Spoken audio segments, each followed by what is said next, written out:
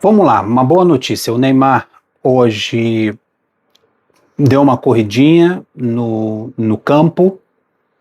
Isso mostra uma transição. Ele está saindo da preparação física para a transição para trabalhar com o grupo. Ele trabalhou isolado num campo anexo. Nas primeiras imagens liberadas pela CBF, ele estava de tênis. Depois, uma outra imagem que a CBF liberou, ele já estava com chuteira e trabalhando com bola. Ali, movimentando uma corridinha, conduzindo a bola, fazendo algumas embaixadinhas. Faz parte da transição dele. Hoje, terça-feira, amanhã é quarta-feira. Quinta-feira praticamente é um treino leve. E na sexta tem o jogo contra o Haiti. Não sei ele treinar, ele ainda não treinou com um grupo. Ele treinou em separado no campo anexo, mas foi o primeiro treino dele com bola no gramado. Se ele já está indo para a transição, já acho difícil ele jogar contra o Haiti. Pode ser que seja relacionado, fique no banco, esse negócio todo, mas eu acho que ele volta mesmo contra a Escócia, na última rodada dessa fase de grupos, tá? Para ganhar, como eu falei nos últimos vídeos, para ganhar minutagem, para ganhar ritmo de jogo. Mas é uma boa notícia, pô. Ver o Neymar em campo, primeiro com tênis, depois com chuteira e depois com bola, já é uma esperança de tê-lo antes do mata-mata, pelo menos entrando em campo. No treino de hoje, quem trouxe essa informação foi o jornalista Diogo Dantas do O Globo. No treino de hoje, ele trouxe umas alterações, umas modificações que o Ancelotti fez no treino, que foi uma parte aberta, depois ele fechou o treino. Ele fez diversas mudanças que podem dar uma pista do provável time contra o Haiti. Eu acho que ele deveria manter 90% do time, somente mudando o Igor Thiago, colocando o Endrick e substituindo o... Aí tem aquele negócio, é pensando com a minha cabeça ou com a cabeça do Ancelotti. Eu tiraria o Casemiro para colocar o Fabinho, mas o Casemiro é jogador de confiança dele. Eu acho que é mais fácil ele tirar o Igor Thiago para colocar o Endrick para poder tirar os peixes dele. Pode ser até que o Paquetá saia. E há uma grande chance, cara, nota só, há uma grande probabilidade de ele tirar o Paquetá do time para colocar mais um atacante. Ele voltar para o esquema 4-2-4. Por causa que é o Haiti vai jogar na defesa, vai jogar retrancado, fechadinho, para que ter mais um jogador no meio de campo. Então ele pode ser que ele volte com os 4 atacantes. Aí entraria o Luiz Henrique no lugar do Paquetá. Luiz Henrique aberto numa ponta, na esquerda o Vinícius Júnior e centralizado o Matheus Cunha, o Endrick ou o Igor Thiago, um dos 3 ali, e o Rafinha centralizado. Então há essa possibilidade dele voltar a usar o 4-2-4. Talvez essas alterações que ainda não vi, vou ver agora com vocês, pode estar indo para esse caminho. Olha só, a primeira alteração que ele fez foi o quarteto de ataque, com Luiz Henrique, como eu falei, Luiz Henrique numa ponta, Luiz Henrique e Ryan, Vinícius Júnior e Matheus Cunha. Aí o Rafinha sai. Ontem teve a informação que o Rafinha estava com uma bolha no pé, por isso que ele estava descalço no gramado. Hoje ele já apareceu de tênis.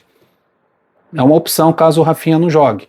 Luiz Henrique, Ryan, Vinícius Júnior e Matheus Cunha. Aí é o 4-2-4. Aí é o 4-2-4. São 4 atacantes. Aí sairia o Paquetá do time, o Paquetá e o Rafinha para as entradas de Luiz Henrique e Ryan. É isso aí. E o Igor Thiago, né? Para a entrada do Matheus Cunha, que é um jogador mais tático, né? Centroavante. No meio de campo, ele barrou o Casemiro. Olha eu falando aí que o Casemiro é peixe, não sai do time. Ele colocou Fabinho e Bruno Guimarães como volantes.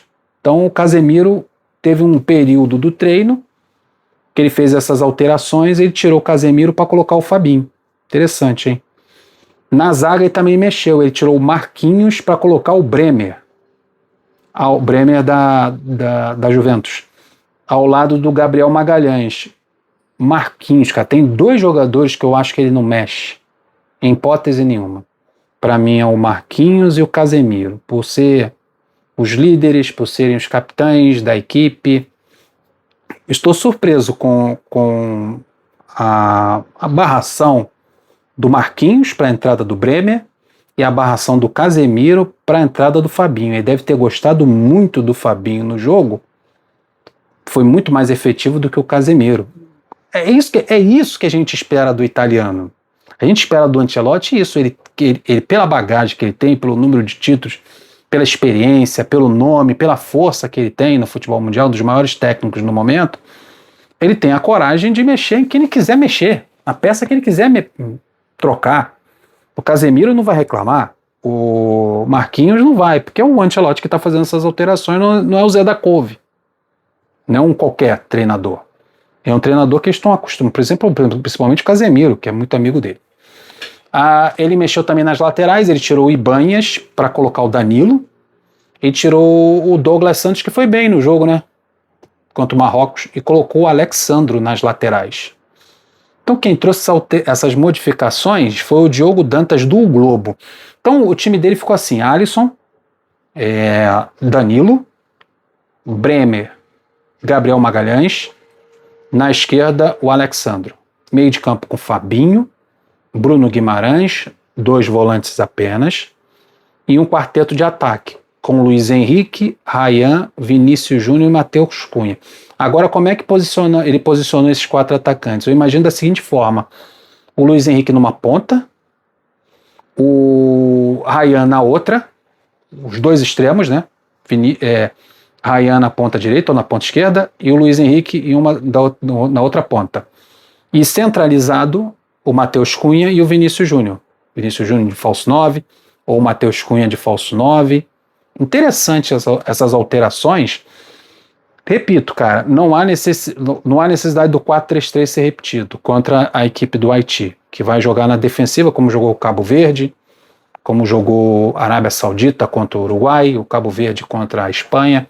Eles vão esperar um erro da seleção brasileira, se possível fazer um contra-ataque, mas vão fechar as linhas ali com linha de 4, linha de 5 no setor defensivo. Então, o caminho é esse.